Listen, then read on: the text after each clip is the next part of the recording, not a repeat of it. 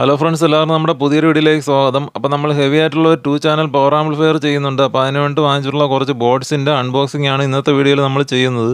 Amplifier ചെയ്യാനുള്ള cabinet നമ്മൾ ഇത് ബ്രാൻഡ് ഗുരു എന്ന് പറഞ്ഞ യൂട്യൂബ് ചാനലിൽ നിന്നാണ് വാങ്ങിയിട്ടുണ്ടായിരുന്നത്. അപ്പോൾ ഇതും നമ്മൾ അതുപോലെ ബ്രാൻഡ് ഗുരു എന്ന് തന്നെയാണ് വാങ്ങിയിട്ടുള്ളത്.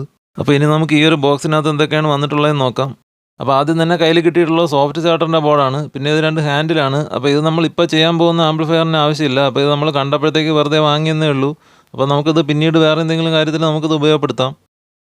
പിന്നെ നമ്മൾ വാങ്ങിയിട്ടുള്ളത് ടോൺ കൺട്രോളിൻ്റെ ബോർഡാണ്. അപ്പോൾ ഇത് മോണോ ബോർഡാണ്. അതുകൊണ്ട് തന്നെ നമ്മൾ ഓരോ ചാനലിലും ഓരോന്ന് വെച്ചിട്ട് നമ്മൾ മൊത്തം 2 ബോർഡ് വാങ്ങിയിട്ടുണ്ട്. അടുത്തതായിട്ട് നമ്മൾ വാങ്ങിയിട്ടുള്ളത് വ്യൂ മീറ്ററാണ്. അപ്പോൾ ഇതാദ്യം നമ്മൾ കോൺ PCBയിൽ ചെയ്തെടുക്കാമെന്നാണ് വിചാരിച്ചത്. പക്ഷേ പിന്നീട് നമ്മളത് വേണ്ടാന്ന് വെച്ചിട്ട് നമ്മൾ ബോർഡായിട്ട് തന്നെ അത് വാങ്ങിയിട്ടുണ്ട്.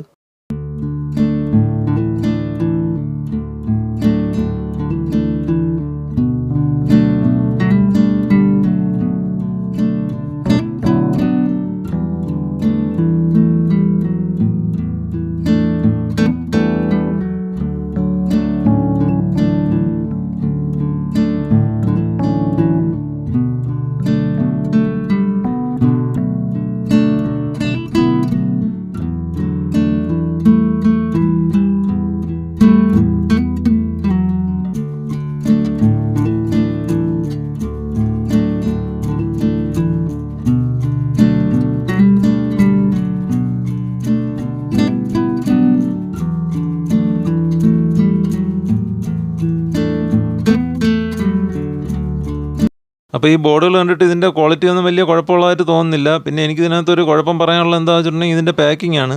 അതായത് ഇതിൽ സോഫ്റ്റ് ചാർട്ടറിൻ്റെ ബോർഡിന് മാത്രമാണ് ഇതിലൊരു പ്ലാസ്റ്റിക് കവറിട്ട് സെപ്പറേറ്റ് ഒരു പാക്കിംഗ് കൊടുത്തിട്ടുള്ളത്. അപ്പോൾ ബാക്കി ബോർഡുകളെല്ലാം തന്നെ ഇതിനകത്ത് വെറുതെ പറക്കി ഇട്ടേക്കായിരുന്നു.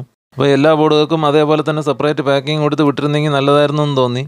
അപ്പോൾ ഈ ബോർഡുകളുടെ എല്ലാം തന്നെ ഡീറ്റെയിൽഡ് ആയിട്ടുള്ള റിവ്യൂ വീഡിയോ നമ്മൾ പിന്നീട് അപ്ലോഡ് ചെയ്യുന്നതായിരിക്കും. അപ്പോൾ ആ വീഡിയോയിൽ നമ്മൾ ഇതിൻ്റെ കൂടുതൽ ഡീറ്റെയിൽസ് പറയുന്നതായിരിക്കും. അപ്പോൾ ഇന്നത്തെ വീഡിയോ നമ്മളിവിടെ വൈൻഡപ്പ് ചെയ്യാണ്. വീഡിയോ കണ്ടുകൊണ്ടിരുന്ന എല്ലാവർക്കും നന്ദി.